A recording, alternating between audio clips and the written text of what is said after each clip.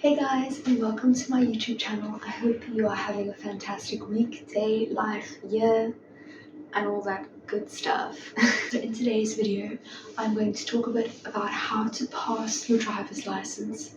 First time, hopefully, although it doesn't really matter if you pass first time. But yeah, just some tips and tricks and a bit of my experience.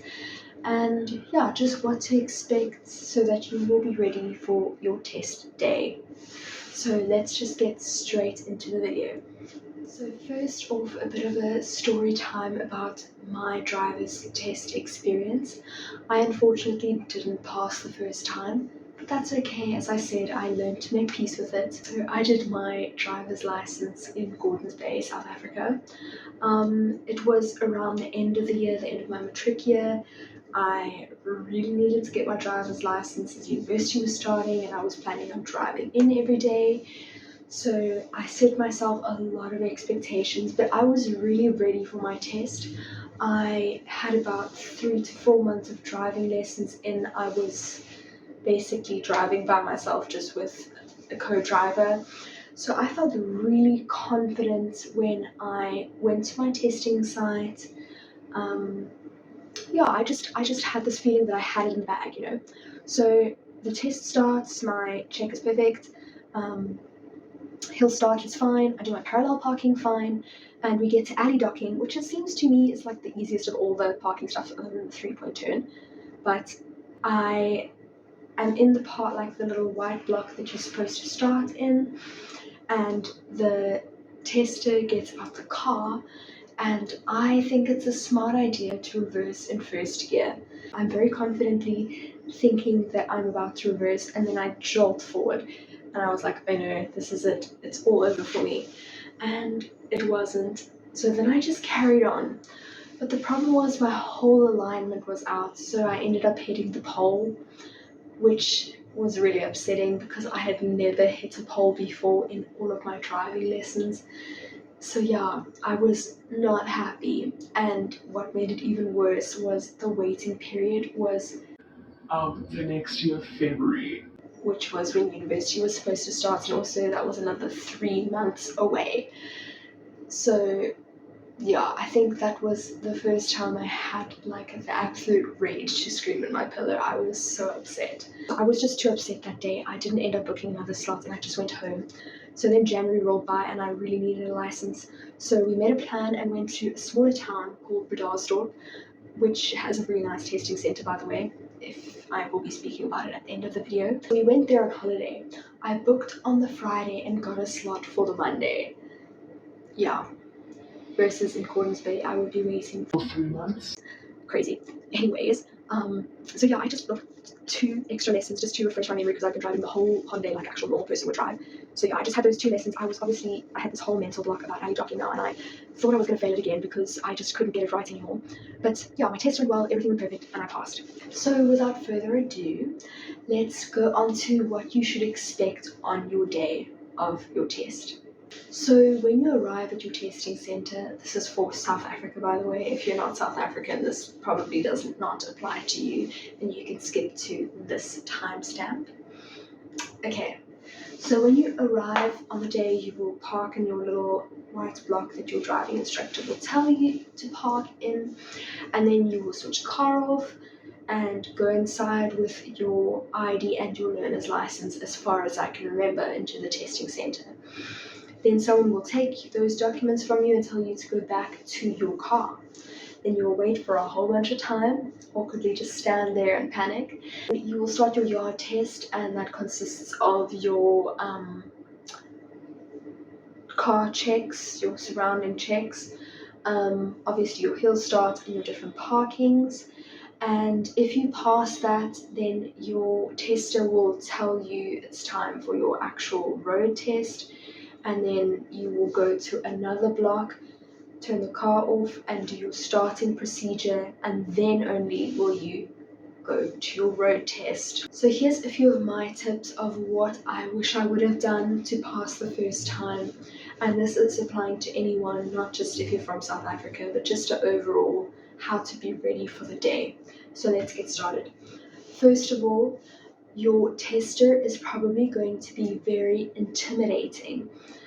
Some of them do it on purpose, some of them don't try to. It's just the fact that this person who's testing you, it's like exam conditions in your head. So they are going to be intimidating and you are going to feel like they are constantly judging you. Do not overthink it. If you are on your road test, you can ask them a question, but they probably will not answer you. So just carry on with life, it will be fine. They're probably going to forget about you once your test is done for the day. Just try your best not to overthink everything they might say or every little move that you do. So yeah, they are not there for chit chat. Act with some confidence, but don't try and be their friend. Tip number 2, when you are practicing before your test, make sure to drive with different people as your co-driver. I think one mistake I personally made is I was very prepared with driving with my driving instructor and my dad, but I had never driven with anyone else in the car. So for a complete stranger to get into my car was a very strange concept for me. And also, yeah, just the kind of social anxiety of a complete new person and you're like getting tested. So make sure you familiarize yourself with a whole bunch of people in your car. The third tip, and I feel like this is actually a really good point, but it sounds a bit strange. Do not go into your test thinking you are going to pass the first time. I hope that you do, but do not have that overall sense of confidence because you are going to completely stress yourself out. And if you do happen to make a mistake and end up failing, which is completely normal, let's be honest, most people do not pass their first time, you are going to be so upset if you have this expectation of you have to pass the first time. Rather just see it as a learning curve. It's going to be your first time driving under such stressful conditions, and use it to gain as much knowledge about the whole experience as you can. I know it's not a nice experience to go through, but you just got to take it as it comes and not, attach too many strings to it. Also, on another note, try not to tell the whole world that you're doing your test because it also kind of creates this outside expectation that everyone wants you to pass and you don't want to be a disappointment to everyone else, so it just creates more stress. Tip number 4 is take your time. Do not rush it. You pay for that time slot. Take your time. Simple as that. Because when you rush, you make silly mistakes, and that is when you fail. Number 5, if you feel like in your parking test that you need to use your second chance, do it. For example, for me, I had a second chance to do my alley docking and I didn't use it because I was too proud. I was like, I can alley dock, I can fix the situation, and I couldn't. So rather just swallow your pride and take the second chance. Okay, number 6. Do not do your observations half-heartedly. Now I know the observations are a bit ridiculous, the way that you have to exaggerate them, but those points could be the difference between you passing or failing, so you need to make sure that your tester sees you doing them. My last tip for this part is that when you get towards the end of your test, so after you've done the parking and most of your road tests, you're going to kind of go back to the direction of your driving testing center. Do not slack. This is the most important moment. A lot of people fail here, but you don't have to, okay? Just do not end it off expecting to pass, because that's when you make a silly mistake and you roll or you jerk forward. And I think there's nothing worse than failing right at the end of your test. So my next few tips are going to be for if you are still going to book your test.